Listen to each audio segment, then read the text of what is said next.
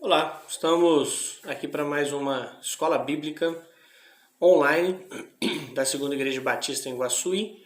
Hoje estaremos finalizando a nossa revista que fala sobre os frutos do Espírito, a verdadeira liberdade da palavra e vida.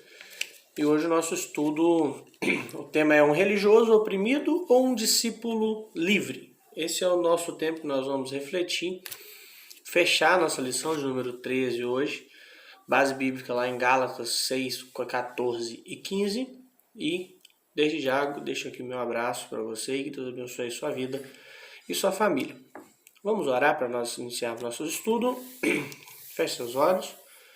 Pai, nós agradecemos pelo dia, pelo momento, pelas nossas vidas, nossas famílias, por cada lição que o Senhor falou aos nossos corações.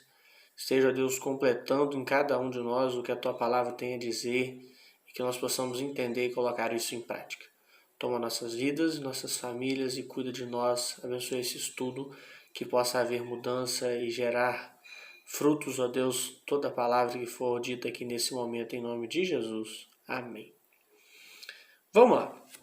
Texto base nos diz assim, Gálatas 6, 14 e 15. Quanto a mim, que eu jamais me glorie a não ser na cruz de nosso Senhor Jesus Cristo, por meio da qual o mundo foi crucificado para mim e eu para o mundo.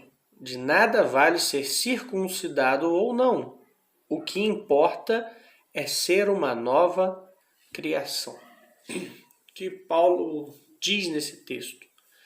E aí vai diante do tema que nós temos proposto para hoje. O religioso oprimido, ele está voltado e ligado apenas em rituais. Porém, aquele que é livre, ele faz tudo para honrar e glorificar a Deus com alegria no coração. Porque nós precisamos ser, sim, esse discípulo que é livre, que não usa a liberdade como pretexto para o pecado, mas que é livre e a liberdade o faz ter alegria, porque foi Cristo que nos libertou através da palavra, através da morte na cruz. Então, o religioso oprimido, ele cumpre os rituais, vive na rotina, mas não vive uma vida cristã verdadeira. Nós somos livres porque Cristo nos libertou. A verdade vos libertará, e a verdade é Cristo, e Ele nos liberta de todo pecado e nos dá uma vida nova, que é isso que importa, como diz o texto.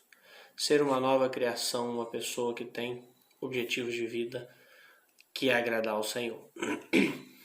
Aí o texto faz algumas perguntas. Aceitei Jesus, e agora? As obras da carne somem e os frutos do Espírito aparecem? Recebemos Jesus e tudo muda? É simples assim ou é mais complexo?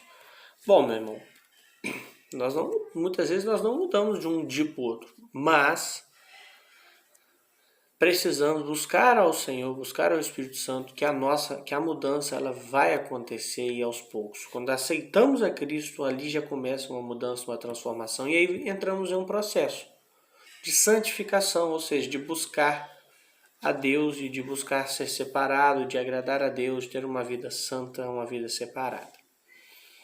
Embora Paulo esteja escrevendo aos cristãos, em Gálatas 5,15, sugere que ainda eles estivessem praticando a religião rigorosamente. As regras religiosas não os impediam de prejudicarem mutuamente, por meio de um relacionamento egoísta e beligerante. Diante disso, Paulo orienta que vivam guiados pelo Espírito. Nós precisamos viver guiados pelo Espírito, porque é Ele que nos conduz, Ele que nos dá essa liberdade.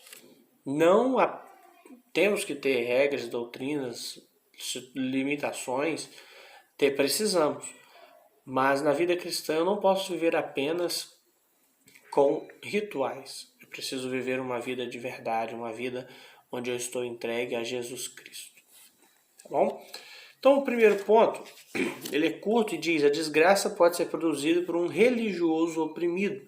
Ele vem falando ali sobre decisões do passado que às vezes tomamos e geram frutos ruins, sofrimentos, e independente do que fizemos ou deixamos de fazer. A questão toda nisso daqui, nessa parte do texto, da lição, a desgraça pode ser produzida por um religioso oprimido. Porque a opressão, ela quer dizer ser sufocado, ser abafado.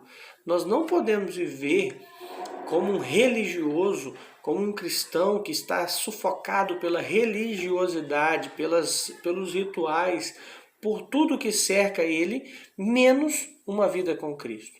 Porque o que nós devemos viver é uma vida por Cristo com alegria. Então, se você tem sido oprimido mediante a rituais que você tem que cumprir, e aí eu não vou entrar no mérito agora, mas às vezes você precisa usar um tipo de roupa que não é necessário, que a Bíblia não te orienta a fazer, só pode aquilo, você está preso naquilo. Só podemos adorar no templo, lugar nenhum mais é lugar de adoração. Então, se você pensa assim, você está preso pela religiosidade, pelos rituais. Porque o próprio Jesus disse, quando a mulher vai perguntar a ele onde devemos adorar, e aí Jesus fala, nem nesse monte nem naquele, mas o meu Pai procura aqueles adoradores que o adorem em espírito e em verdade. Então você precisa viver uma vida por Cristo com alegria. Tá?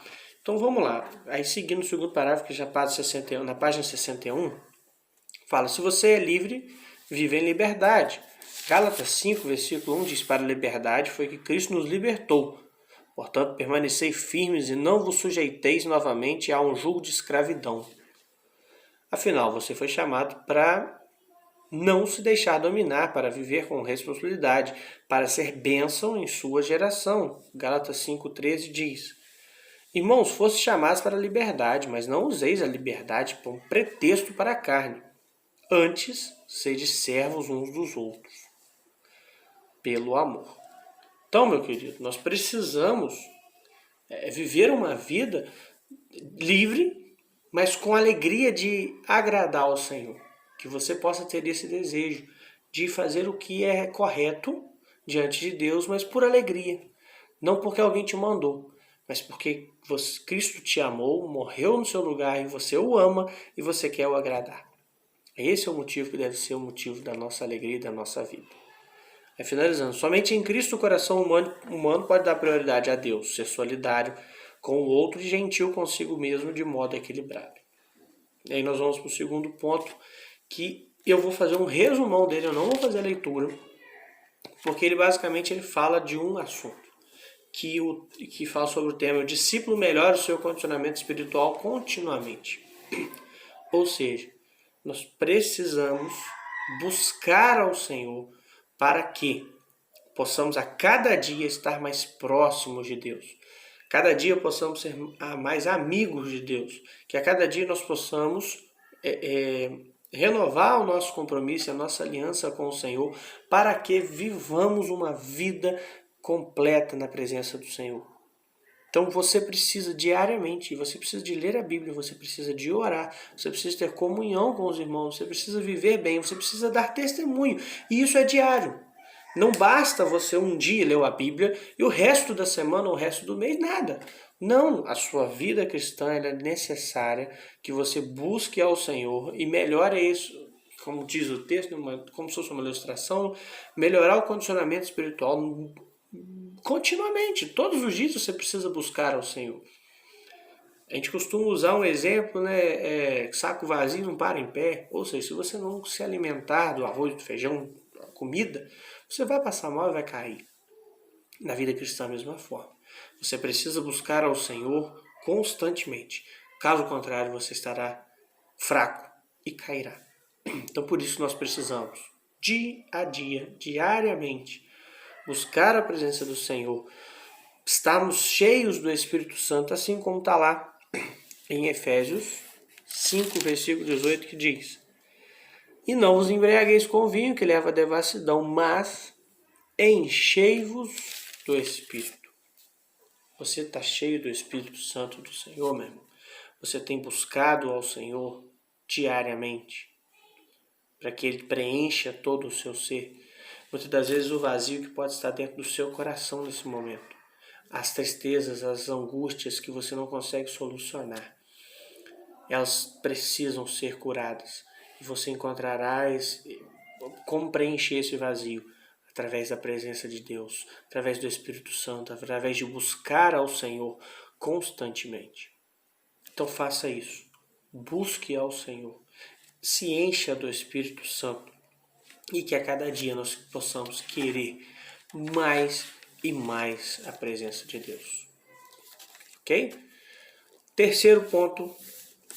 Em Cristo podemos vencer as fraquezas humanas. Meus irmãos, nós temos inclinação para o pecado, porque somos pecadores. Desde o Éden, o pecado está no meio de nós. Nós nascemos pecadores, mas com o tempo nós começamos a pecar.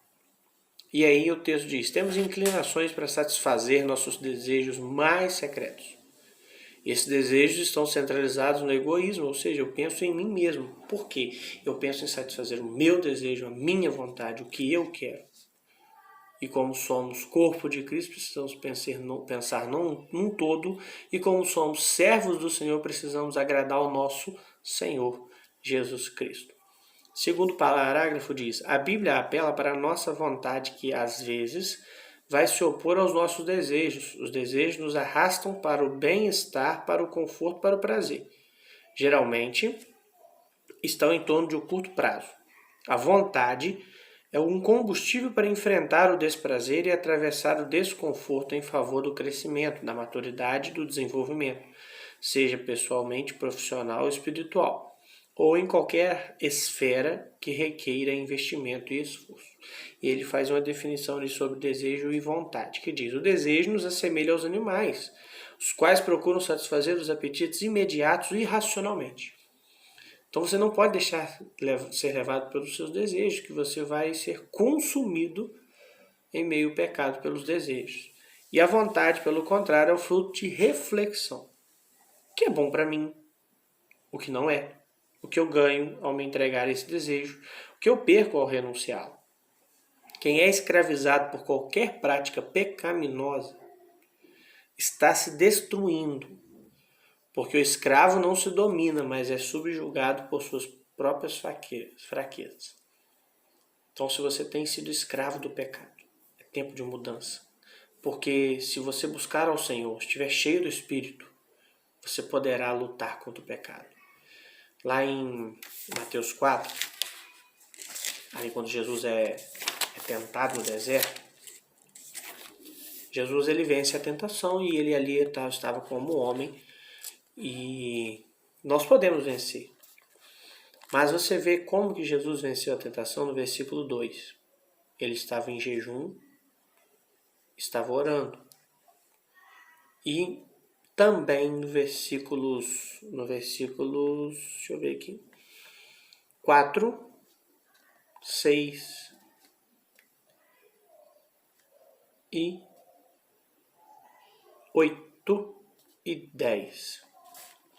Jesus usa para vencer a tentação, para vencer o inimigo, a palavra. Então, meu irmão, você consegue passar por cima das suas fraquezas, das suas limitações, vencer o pecado. Não deixar se dominar pelo pecado. Se você estiver em oração e se você estiver aprofundando na palavra. Nós precisamos, como cristãos, disso. Leitura da Bíblia, oração. Então, seguindo, que as escolhas, as escolhas geram consequências, ninguém discute, porque por isso precisamos escolher o que queremos que influencie nossos pensamentos, nossos sentimentos e ações. Não basta apenas desejar ser um crente melhor. É preciso ter uma vontade forte, dizer não ao pecado, buscar o Pai com toda a alma, dispor-se a fazer o que a Bíblia manda e rejeitar o que for contrário, para que então experimentemos o governo de Deus sobre nós. Nós precisamos, mediante o pecado, nos posicionar. José, diante da mulher de Potifar, ele nega aquela mulher. Ele foge, ele se posiciona. Ele escolhe outra saída, ele escolhe fugir do pecado. Daniel, capítulo 1, versículo 8, Daniel decide não se contaminar com os manjares do rei. Então nós precisamos ter uma atitude de servos do Senhor que querem lutar contra o pecado. Desejo veio, então se posicione. Eu sou servo do Senhor, eu quero agradar a Ele. Eu não quero fazer isso, porque isso é pecado, é errado. Então você é livre para fazer o que você quiser. Mas se você é um cristão verdadeiro, um discípulo de Cristo, que é livre do pecado, você vai escolher agradar o coração de Deus. Então faça isso. A intenção desse texto, no caso, é alertar o leitor sobre o pecado, que de perto nos assedia, advertindo a todos para que sejamos prudentes na condução das nossas vidas e compassivos diante da queda dos outros, olhando com simpatia os erros do irmão e ajudando com brandura, com compaixão. Então, fujamos do pecado, vamos fugir do pecado, e aquele que cair, vamos nos auxiliar, vamos ajudar para que ele não caia novamente. Quando recebemos Jesus como Salvador, João 1,12, fomos batizados por ele, João 1,33, em um só Espírito, um só corpo, a Igreja, 1 Coríntios 12,13. Quando isso acontece, recebemos o dom do Espírito, em Atos 2,38, que é o próprio Espírito Santo em nós como presente de Deus, a vida em Deus. Todos os que bebemos desse Espírito recebemos a marca da promessa, Deus em nós, como marca de propriedade, Efésios 1,13, garantida a vitória, Efésios 1,14, e de poder espiritual, Atos 1,8, para a expansão do reino, alcançando o mundo, Mateus 28, 19 e 20, e edificando a igreja através dos dons contribuídos pelo Espírito Santo, 1 Coríntios 12, 4 ao 7, que realiza a obra de Deus através de nós e nos capacita para o ministério do jeito que Ele quer, 1 Coríntios 12, 11. Você, meu irmão, pode desenvolver dons espirituais que o Espírito Santo distribuiu para que você tenha uma vida cristã produtiva. Então, meu irmão, se coloque nas mãos do Senhor. Seja livre e procure agradar o coração de Deus. Faça a vontade dEle. Seja um servo do Senhor. E aí, concluindo, mas não concluindo só a lição, que o texto ele fala sobre a revista como um todo. Gostaria que você ficasse atento. Conclusão. Que você, a partir de hoje, tome a firme decisão de amar os não amáveis, de se alegrar em Deus, que pode guardar em plena paz seu coração e sua mente, de ser paciente na tribulação, de fazer coisas boas com boas motivações, de ser confiável e confiante, manso e controlado. Vamos cuidar de gente e agradar a Deus, porque vale a pena ajudar os outros, e nem sempre poderemos semear. Vamos cuidar de gente e agradar a Deus, ajudando uns aos outros e sendo bênçãos para os outros. Vai ser fácil? Não. Então vá em frente, vá à luta, siga firme para buscar ao Senhor. Você é livre, Cristo te libertou do pecado, então viva uma vida onde você vai agradar aquele que é único, digno de todo louvor, de toda adoração, que é o nosso Senhor e Salvador, Jesus Cristo. Coloque a sua vida nas mãos de Deus, se esforce e trabalhe para o reino de Deus. Trabalhe, não fique esperando as coisas no seu lugar quietinho, mas trabalhe no reino de Deus. Coloque a sua vida nas mãos dele nesse momento. Que Deus abençoe a sua vida. Que você, como um discípulo que é livre, possa viver uma vida na presença do Senhor, fazendo a vontade dele, abençoando outros, e que os frutos do Espírito estejam sobre a sua vida. Vamos orar novamente? Pai, pelo teu grande amor, ó Deus, nós clamamos pelas tuas misericórdias, Deus. Pelo amor de Deus, Pai. Pela graça, Deus, salvadora de Jesus Cristo naquela cruz no Calvário. E as doces consolações do Espírito Santo, nós colocamos as nossas vidas no teu altar nesse momento.